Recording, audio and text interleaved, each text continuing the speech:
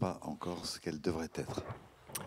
Alors, pour ceux qui nous connaissent un petit peu, en fait, avec Jean-Michel, on s'est un peu interverti les sujets en fonction de nos convictions perso.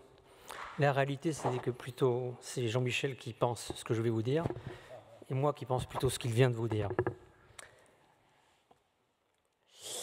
Donc les recos US et Euro 2005, c'était donc l'interdiction de faire tout sport en compétition à partir du moment où on avait fait un SCA, sauf des sports qui n'en sont pas, c'est-à-dire le golf, les fléchettes, enfin bref, rien quoi. Très éloigné de la réalité, bien évidemment, et comme le disait tout à l'heure Jean-Michel, déjà les cardio du sport, ils étaient passés au-delà de ces recos qui étaient inadaptés, mais évidemment toujours avec un petit souci sur le plan médico-légal. Heureusement, les Américains en 2015 et les Européens en 2020 ont quand même fait avancer les choses, même si ce virage à 180 degrés pose réellement question. Donc les conditions pour pouvoir faire à peu près tous les sports de compétition après un SCA, c'est d'avoir une fraction d'éjection supérieure à 50%, pas d'ischémie à l'effort, à un effort maximal, hein, on est bien d'accord, pas des épreuves d'effort à 85% de la FMT, là, ça ne veut plus rien dire. Des épreuves d'effort au taquet. Quand on parle sport, on parle taquet. Parce que s'il fait 85% chez vous sans trouble du rythme, quand il sera dans la montagne depuis 2 heures en train de courir aussi vite qu'il peut, il risque de passer à 100, 105%, et là, les arythmies peuvent apparaître. Effort ischémie, donc, tous les sports sont autorisés, du coup, après 1 an de traitement, et notamment de prise de statine. Vraiment, là, on peut se poser effectivement la question. Pourtant, les critères qui sont retenus sont des critères de bon sens. La fraction d'éjection supérieure à 50%, ça reste malgré tout le meilleur facteur prédictif vis-à-vis de la mortalité. Donc, avoir un bon VG, c'est évidemment important. Pas d'ischémie résiduelle, pas d'ischémie de novo qui peut apparaître dans le suivi. C'est évidemment ce que l'on espère quand on prend en charge nos patients coronariens. Et ne pas avoir d'arythmie ventriculaire à l'effort, c'est évidemment ce que l'on souhaite plus, puisqu'on redoute essentiellement chez les post-infarctus ce genre de complications. 1 an après l'événement, là, la question est peut-être un petit peu plus sans réponse évidente, puisque les vitesses de cicatrisation endothéliale ne sont pas toujours les mêmes selon les sujets, en fonction du nombre de stents qu'on a pu avoir, et puis évidemment en fonction de la compliance vis-à-vis de certains traitements médicamenteux. SCAPS 1, Jean-Michel vous en a parlé, c'est le seul papier de la littérature qui s'est intéressé donc, au post-SCA avec stent dans le cadre d'une pratique sportive. On avait eu la mauvaise surprise de voir quand même 4 thromboses de stent, mais toutes sur des stents métal qui représentent maintenant une infime proportion des prothèses qui sont impactées dans les artères de nos patients. En fait, au-delà de ces recommandations, la question, c'est la question des outils que les recommandations utilisent ou n'utilisent pas. C'est surtout ça qui est, à mon sens, le plus important. Les outils proposés, c'est la recherche d'une ischémie et d'une arythmie en laboratoire. Mais c'est quoi la valeur prédictive négative de ce test de laboratoire, qui est triangulaire, bref, par rapport à des efforts qui peuvent durer des heures, dans des atmosphères beaucoup plus sollicitantes, humidité, température, que dans nos salles d'épreuve d'effort. Ça, c'est évidemment une question qui reste essentielle. Et puis, il y a des outils qui sont totalement ignorés par les recommandations, alors qu'elles sont pourtant importantes dans le risque induit à l'effort. Il y a évidemment l'intensité de l'effort, à gauche. Ça, on voit bien on le sait tous, que quand l'effort devient plus intense, la quantité de catécholamine sécrétée peut exploser, et donc le risque ischémique et rythmique nettement augmenter. Ce qu'on sait moins, beaucoup moins, c'est que aussi la durée de l'exercice est en cause. Et qu'à intensité équivalente, quand vous faites un effort pendant 1 heure ou pendant 3 heures, vous pouvez multiplier par 3 vos taux de catécholamine circulante, donc là aussi augmenter notablement votre risque rythmique. Donc ça, c'est un paramètre qui est majeur dans la gestion des gens qui ont fait un SCA et à qui on va donner des feux verts pour faire des activités sportives, mais qui est malheureusement trop peu retenus et trop peu en fait, intégrés dans nos schémas de reprise. Le rôle de la température extérieure, ça aussi, hein, on savait bien que quand on est l'été, ça ne marche pas, vous voyez, c'est au milieu, là, sur le mois 6-7, au mois d'août, en plein été, les taux d'accidents sont beaucoup plus nombreux, et on en a eu la confirmation avec la belle étude parisienne menée par Benoît Gérardin sur les courses d'endurance, où là aussi on voit que quand la température est supérieure à 20 degrés, les embrouilles sont beaucoup plus fréquentes. Le rôle de la pollution, on en parle beaucoup à la télé, mais pas beaucoup dans les cabinets médicaux quand même. Et pourtant, là aussi, hein, vis-à-vis de l'activité physique, il y a un très beau papier chinois qui vient de sortir, il y a 15 jours de ça, qui montre que dans l'heure qui suit un pic de pollution important, aux microparticules notamment inférieures à 2,5 et au monoxyde de carbone, on a une explosion des SCA dans les heures qui suivent. Donc là, ça confirme bien ce qu'on a pu constater sur les études de terrain dans le cadre de la course à pied d'endurance menée en Île-de-France. Et puis il y a le rôle de l'observance médicamenteuse. Et là, nous, on propose, et c'est les patients qui disposent. Et ça, c'est vraiment, vraiment important, hein. Je vous rappelle le registre Clarify, après 30 mois, le pourcentage de patients qui ne prennent plus ces bêta-bloquants, c'est 32% dans l'étude. Les IEC, 22%, c'est pas très grave. Les statines, un quart. C'est beaucoup plus embêtant pour nous dans le cadre de la pratique sportive et du risque de rupture de plaques secondaires. Et les antiagrégants aussi, avec le risque de thrombose de stent et autres complications prothrombotiques dans un contexte inflammatoire qui est favorisant dans le cadre de la pratique sportive prolongée. Ensuite, il y a un facteur qui est essentiel et qui n'est pas du tout abordé dans les recos nord-américaines et d'une certaine manière un petit peu dans les recos européennes, c'est l'âge, puisque les recos européennes disent clairement que 60 ans, c'est un facteur de risque en tant que tel, désormais, donc ça, c'est vraiment important. Mais il y a aussi des gens qui font des infarctus beaucoup plus jeunes, et vous voyez que dans les registres, eh bien, pour les infarctus précoces chez les moins de 50 ans, on a des profils qui sont très différents. Et ces recos, chez nous, enfin les recos européennes et nord-américaines, elles sont établies à partir d'une population et de profils de patients qui ne sont pas forcément les mêmes qu'en France. Le registre français des infarctus précoces, vous voyez, c'est énormément de tabagiques et des gens avec un LDL qui n'est pas du tout à l'objectif de prévention primaire, peu de diabétiques par contre et peu de femmes. Alors que quand on est sur des populations nord-américaines, on a beaucoup moins de fumeurs, un LDL beaucoup plus bas, quasiment à l'objectif de prévention primaire, par contre beaucoup plus de diabétiques et beaucoup plus de femmes et beaucoup plus de gens en surpoids. Donc c'est un petit peu gênant de réfléchir avec nos patients à nous qui n'ont pas le profil de ceux qui ont permis de bâtir les recommandations. Donc l'âge, en tous les cas, c'est pas neutre, et notamment c'est ces gens qui font un infarctus jeune et qui vont peut-être avoir envie ou qu'on va inciter à reprendre ou à entamer une activité sportive. Vous voyez que leur avenir est sombre en fait. Mortalité à 10 ans, 20%, c'est considérable. Et vous en avez 50% qui feront au moins une récidive à 10 ans et 10% qui feront 3 récidives. Donc ce sont des populations à très haut risque. Donc ça, il faut l'intégrer. Et puis ensuite, on avance en âge. Et on a des gens qui ont plus de 55 ans. Et là, on se rend compte que finalement, ceux-là, quand ils sont bien traités, bien, l'évolution est plutôt favorable pendant les années qui suivent. Et vous voyez dans Prospect, par exemple, un âge d'inclusion 58 ans, eh bien, à 3,5 ans de distance, on n'avait quasiment aucun événement.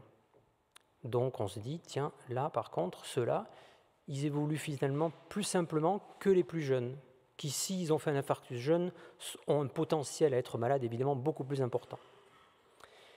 Et puis ensuite, on bascule sur une population un peu plus âgée. On va au-delà de 60 ans et on a cette étude, par exemple, vous voyez là, les patients, ils ont 64 ans et on se rend compte qu'à 5 ans, eux, par contre, ils font pas mal d'incidents, beaucoup plus que ceux qui ont 7-8 ans de moins qui sont encore dans la tranche des 50. Avec, dans ce papier, vous voyez 26% des stentés qui vont faire un événement et 18% qui font de l'ischémie silencieuse. Voilà. Donc finalement, en fonction des tranches d'âge, on a des profils de risque et d'évolution en prévention secondaire qui sont assez différents. Et puis, dans ces recos, il y a ces fameuses classifications. Bon, à chaque fois on en parle, mais c'est quand même misérable. Pour faire un sport, c'est quand même d'aucun recours. Enfin, je veux dire, la voile, mettre ça en 3A, quand vous êtes à la barre ou quand vous êtes en train de faire du winch, ça n'a absolument rien à voir, quoi. hein. Mettre la moto en 2A en compétition, quand on a le moulin qui monte à 180 pendant 2 heures de tour, je ne suis pas sûr que le rugby en 2B, ça n'a aucun sens. Surtout quand on compare l'activité du demi de mêlée et du première ligne. Voilà. La boxe en 3C, ah bon, sur le plan cardiovasculaire, 3C la boxe, c'est autant que le triathlon, le marathon. Voilà. Donc ça, c'est un peu problématique. Et dans l'approche des Européens qui ont voulu faire des choses un petit peu plus pratiques, on a aussi des soucis avec le tennis de table. Vous voyez par exemple hein, en simple qui est en low. Bon.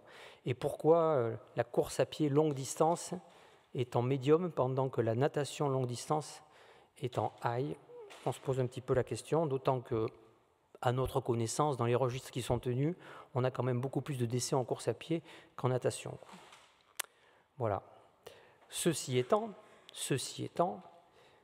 une fois que je vous ai dit qu'il y avait quelques outils qui étaient quand même oubliés dans l'évaluation du risque, quand on voit les études qui sont consacrées à la poursuite ou à la reprise ou au démarrage d'une activité sportive en post-SCA, ben, clairement, il n'y a pas photo, quoi, hein. Plus on en fait, moins on a de risques. Et quand on est capable de faire plus de 6 mètres, eh ben, on a une évolution qui est nettement plus favorable quand on n'arrive pas à les faire, ces 6 mètres, quoi. Voilà, donc clairement, on a un niveau de preuve qui est quand même assez élevé sur l'intérêt d'une activité physique et d'une activité sportive, si le sujet le désire, en post-SCA pour justement, à la condition de remplir quelques critères qui sont néanmoins bien choisis, pouvoir donner le feu vert, quoi. Le problème, c'est d'intégrer et d'ajouter aux recommandations des petits paramètres qu'on vient d'évoquer supplémentaires qui ont une importance primordiale, comme le disait tout à l'heure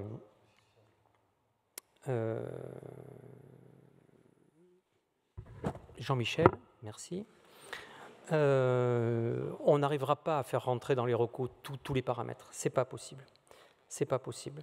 Donc en conclusion, ces recos, elles sont raisonnables. Pour la grande majorité de nos patients qui ont au moins de 60 ans, elles sont globalement validées par notre expérience quotidienne. On n'a pas beaucoup de patients qui posent problème quand on les jauge bien, mais elles doivent être optimisées parce qu'elles manquent pour l'instant d'exhaustivité et de finesse dans l'évaluation du niveau de risque.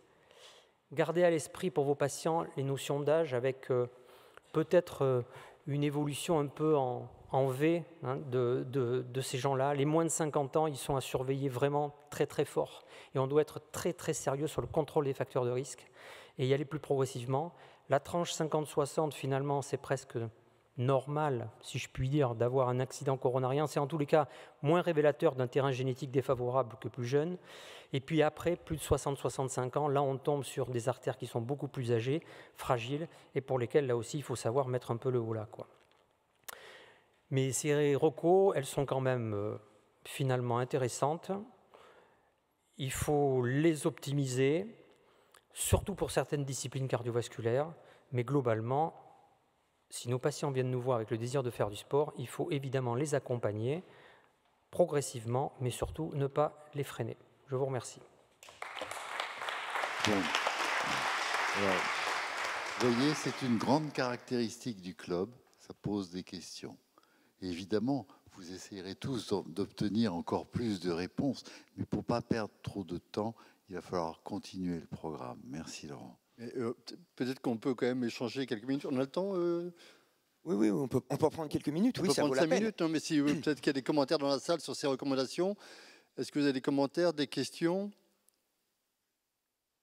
Peut-être moi j'ai une question en tant que cardiologue interventionnel sur la place du geste de revascularisation, parce que bon, il y a une table et la figure qui a été montrée, qui peut être discutée. Est-ce qu'il faut s'acharner à combattre l'ischémie résiduelle? Et donc, on a vu que les patients qui avaient une sténose à 70% sur une coronaire droite, avec une ischémie documentée hein, dans la figure, qui devaient avoir une coronarographie, mais est-ce qu'on doit les revasculariser? Est-ce que vous acceptez une ischémie résiduelle pour autoriser la pratique de l'activité sportive? Ou est-ce que finalement on doit revasculariser tous ces patients, ce qui n'apparaît pas clairement dans vos recommandations? La question, c'est où on met le curseur? Et encore une fois, la fiabilité de nos tests de laboratoire par rapport à ce qui va se passer sur le terrain. Parce que s'il peut sous-décaler de moins 0,5 mm en laboratoire et on va se dire, bon, ben c'est sympa, c'est une petite ischémie résiduelle, ça va favoriser son préconditionnement, ça va favoriser le développement d'une collatéralité de sauvetage, donc finalement ça peut lui rendre service à moyen terme, pourquoi pas, allons-y. Mais le moins 0,5 mm sur un test triangulaire, c'est quoi? Quand on est en train de faire du vélo en montagne depuis 3 heures, avec 15 degrés de plus, une déshydratation forcément qui s'installe, et si par malheur à ce moment-là, la plaque se fissure, comment ça va se passer au niveau thrombotique dedans? Voilà, bon, c'est... Mais moi, personnellement, ça ne me chiffonne pas de laisser des gens faire du sport à haute intensité avec un moins 0,5 mm en laboratoire. Je ne vous dirai pas la même chose pour un moins 2 mm. Oui, mais là, si je peux me permettre, c'est quelqu'un qui est coronarien. Oui. Alors, je ne suis pas tout à fait d'accord avec toi, Hervé. Alors, moi, j'ai rien dit, j'ai juste posé une question. Quand tu dis que les recommandations ne s'expriment pas, alors je ne peux pas t'affirmer dans les recommandations. On a été un peu embêtés parce qu'il y a eu les recommandations européennes de 2018, puis celles de 2020, qui étaient tellement énormes qu'ils ont raccourci ce qu'on avait dit en 2018. En 2018, c'était clair. S'il y a une sténose, s'il y a une ischémie résiduelle, on fait tout, si c'est possible, pour le redilater, et sinon, pas de compétition. Ça, c'est les recommandations de quelle année? Européenne, c'est 2018. Ouais, et les dernières? Ben, il parle pas du cas. Non, mais les dernières, elles sont ambiguës. Je les ai relues hier soir. Non, mais les dernières sont ambiguës. Elles sont assez ambiguës. C'est pour ça que ces deux recommandations de 2018 et de 2020 m'ennuient, parce que les mêmes auteurs disent pas la même chose dans les recommandations. Je ne faisais pas partie des dernières de 2020, je précise. Hein. Donc, et on a été un petit peu surpris. Même chose, cardiomyopathie hypertrophique, c'était pas avant 18 ans, pas d'autorisation, et en 2020, c'est autorisation. C'est les mêmes auteurs qui disent deux choses différentes. Donc elles sont un peu ennuyeuses. Mais dans les 2018, on avait bien dit, si ischémie résiduelle et on renvoie au coronarographiste, à l'interventionnel, s'il ne peut pas dilater, on n'autorise pas.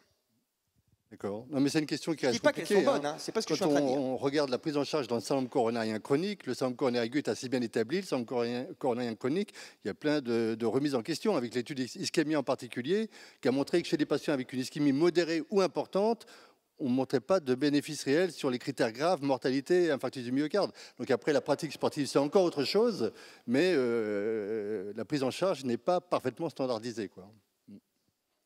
Est-ce qu'il y a d'autres... Oui, il y a un commentaire ou une question, oui. Question ou commentaire d'un ancien.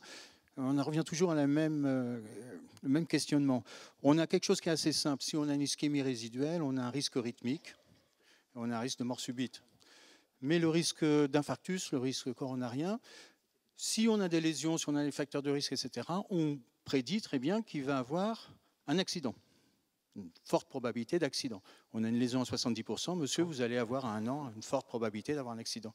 Sauf que dans la majorité des cas, l'accident ne surviendra pas sur cette lésion et surviendra ailleurs. Ce qui revient à la remarque que vous venez de dire, c'est pas parce qu'on aura dilaté une lésion à 80% qu'on aura soustrait le risque de faire un accident, parce que ce n'était que le prédicteur du risque, ce n'était pas le facteur du risque. Et même plus la lésion est serrée, plus vous êtes protégé quelque part, parce que vous n'irez pas trop loin.